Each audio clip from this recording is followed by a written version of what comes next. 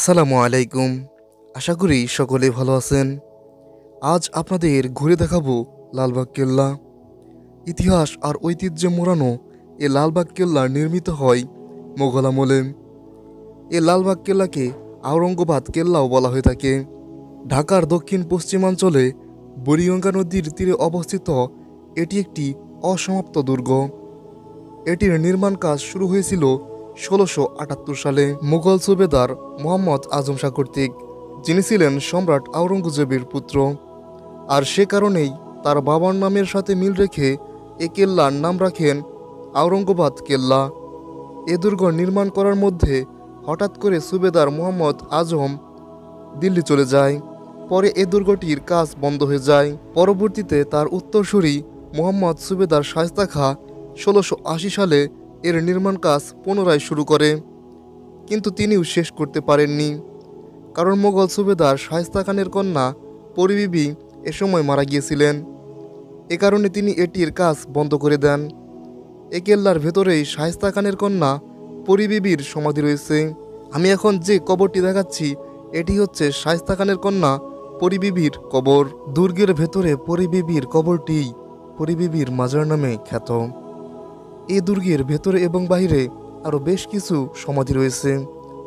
এখানে কিছু কিছু সমাধি অজ্ঞাত। এই কেল্লা থেকেই একটু দূরে একটু উঁচু জায়গা রয়েছে, যেখানে রয়েছে বেশ কিছু সমাধি। তবে এখানে অনেকেই জানে না এ সমাধিগুলো কাদের। লালবাগ কেল্লায় আমরা দুটি সুড়ঙ্গ পথ দেখতে পাই, এবং এখানে একটি রয়েছে গোপন সুড়ঙ্গ পথ, যেই সুড়ঙ্গ পথে এখন কেউই ঢুকতে পারে না। বর্তমানে লোহার শিকল দ্বারা আটকে দিয়েছে। একটা সময় দর্শনার্থীরা এর ভিতরে কিছুটা ঢুকতে পারলেও এখন একদমই ঢুকতে দেওয়া হয় না। এর বেশ কিছু কারণ আছে। রহস্যময় সুড়ঙ্গ। বাংলাদেশে বেশ কিছু রহস্যময় জায়গা রয়েছে, তার মধ্যে এই রহস্যময় জায়গাটিও একটি। এই রহস্যময় জায়গার কথা হয়তোবা আমরা কম বেশি অনেকেই শুনেছি। এই সুড়ঙ্গ পথ নিয়ে মানুষের মুখে নানা ধরনের লোককথা শোনা যায়। কেউ কেউ বলে থাকে এই সুড়ঙ্গ পথটি প্রায় ১৮ কিলোমিটার দূরে টুঙ্গী নদীর সুড়ঙ্গকে যুক্ত করেছে। আবার কেউ কেউ মনে করে এর ভিতরে একটি বড় চৌবাচ্চা রয়েছে। আবার কেউ কেউ মনে করে থাকেন এই সুড়ঙ্গ পথ দিয়ে দিল্লি পর্যন্ত যাওয়া যেত। আবার অনেকেই মনে করে থাকেন এই সুড়ঙ্গ পথটি গিয়ে মিশেছে বুড়িগঙ্গা নদীর তীরে। আবার এই বুড়িগঙ্গা নদীর ওপাশে রয়েছে জিঞ্জিরা প্রাসাদ, সে কারণেই অনেকে এটি মনে করে থাকেন। তবে এগুলো সবগুলোই কিন্তু লোকমুখ কথা বা প্রচলিত কথা। এটি নিয়ে আরও বেশ কিছু প্রচলিত কথা রয়েছে। এটি নিয়ে অনেকে গবেষণা করার চেষ্টাও করেছেন। যেমন বিদেশি একদল গবেষক বাংলাদেশে এসেছিল এই সুড়ঙ্গ পথটি নিয়ে গবেষণা করতে। বিদেশি গবেষক দল দুটো কুকুর পাঠায় এই সুড়ঙ্গের ভিতর গবেষণা করার জন্য। পরবর্তীতে দুটো কুকুর আর ফিরে আসেনি। পরবর্তীতে গবেষকরা আবার দুটো কুকুর পাঠায়, তবে এবার গলায় শিকল বেঁধিয়ে। দুটো কুকুর পাঠানোর পর শিকল দুটো ফিরে এলেও কুকুর দুটো আর ফিরে আসেনি। সেইখান থেকেই আরও বেশি কৌতূহল জাগে মানুষের মধ্যে এই সুড়ঙ্গ পথ নিয়ে। তবে গবেষকরা জানায় এর ভিতরে বিষাক্ত গ্যাস রয়েছে, যেই বিষাক্ত গ্যাসের কারণে মানুষের দেহের মাংস এবং হাড্ডি গলে যায়, যার ফলে শুধু শিকল এসেছিল কিন্তু কুকুরগুলো আসেনি। আবার অনেকে মনে করেন এখানে কোনো ভৌতিক ব্যাপার রয়েছে। আর এখন যেটি দেখতে পাচ্ছেন এখানকার আনসার কিংবা এখানে যারা দেখাশোনা করেন তারা এখানে থাকেন, এবং তাদের জন্য এখানে নামাজের ব্যবস্থাও রয়েছে। এবং আমরা এখন যে অংশটি দেখতে পাচ্ছি ঠিক এই অংশটি আমরা কিন্তু ক্লাস ৪র্থ এবং ৫ম শ্রেণীর বইয়ে দেখতে পাই। আমরা হয়তো অনেকেই ভাঙা ওই অংশটিকে দেখে কেল্লা মনে করতাম। আসলে ওটি কেল্লা নয়, ওটি হচ্ছে প্রবেশদ্বার, এবং ভেতরে এক গম্বুজওয়ালা যে মসজিদের মতো দেখতে সেটি হচ্ছে আসলে মূলত এখানকার কেল্লা। এবং এর পাশে একটি ৩ গম্বুজওয়ালা মসজিদ ছিল। যেহেতু সামনেই রমজান মাস ছিল সেজন্য মসজিদ অনেক কাজ চলতেছিল, তাই মসজিদের ভেতরে যেতে পারিনি। আর এখন যে দিঘিটি দেখতে পাচ্ছেন এই দিঘিরও রয়েছে বেশ দীর্ঘ একটা ইতিহাস বললে ভুল হবে, মিশে আছে এক করুণ ইতিহাস।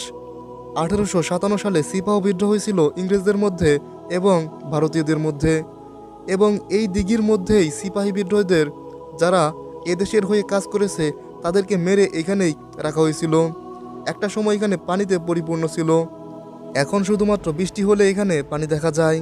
এমনটা অনেকেই বলে থাকে সে সময় ১৮৫৭ সালে যখন সিপাহীদেরকে মেরে মেরে এখানে ফালানো হয়েছিল, সে সময়কার সময়ে সিপাহীরা পানি পানি বলে চিৎকার করত। সে সময়ে মানুষ ভয়ে এখান দিয়ে অনেকেই হাঁটতো না।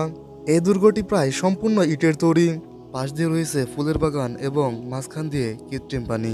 তবে যদিও এখন পানি নেই, তবে বিভিন্ন ফেস্টিভ্যাল বিশেষ করে ঈদ এবং পুজোর মধ্যে যখন দর্শনার্থী আসে তখন পানি ছেড়ে দেওয়া হয় এবং ফোয়ারা খুলে দেওয়া হয়। আপনারা এখন যেটি দেখতে পাচ্ছেন সেটি হচ্ছে হাম্মামখানা। আমরা হাম্মামখানার ভেতরে ঢুকি এবং হাম্মামখানার ভেতরে প্রবেশ করা যায় এবং আমরা উপরে ওঠার চেষ্টা করি, তবে যদিও উপরে কাচ দিয়ে আটকে দিয়েছে সেহেতু আমরা উপরে ঢুকতে পারিনি। এমনিতেও উপরে কিছু নেই, তবে আমরা ভেতরে বিভিন্ন জায়গায় ঘুরি। আমরা অনেকেই হাম্মামখানা আসলে চিনি না। হাম্মামখানা আসলে কি?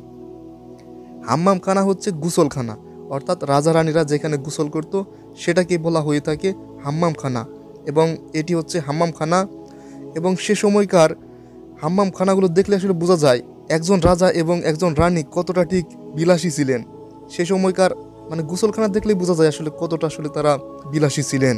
এটি আসলে দেখলেই কিন্তু বোঝা যায় এবং সেই সময়কার কারুকার্য একটা হাম্মামখানা দেখলেই বোঝা যায়। আর মাঝখানে যেটি দেখতে পাচ্ছেন এখান দিয়ে কিন্তু পানি উঠতো একটা সময়ে। আর আমরা কিন্তু বারবারই দেখতে পাই এই ঠিক এক গম্বুজওয়ালা মসজিদের মতো এই কেল্লাটিকে। এবং এই কেল্লার ভিতরে যাওয়ার কিন্তু কোনো সুযোগ নাই, বর্তমানে এখানে কাউকে ঢুকতে দেওয়া হয় না। এর ভিতরে বর্তমানে কিছু মাজার রয়েছে এবং এই হাম্মামখানার পাশে কিন্তু একটি কামানের কিন্তু মুখ রয়েছে এবং কামানের বাকি অংশটুকু ঠিক কোথায় এবং কোথা থেকে এলো এটা ভালোভাবে আমি যদিও জানতে পারিনি, তবুও আমি সম্পূর্ণ দুর্গটি ঘুরতে থাকি এবং দেখতে থাকি এবং ভাবতে থাকি কত বিলাসিকতা করে তারা এই দুর্গগুলো তৈরি করেছিল।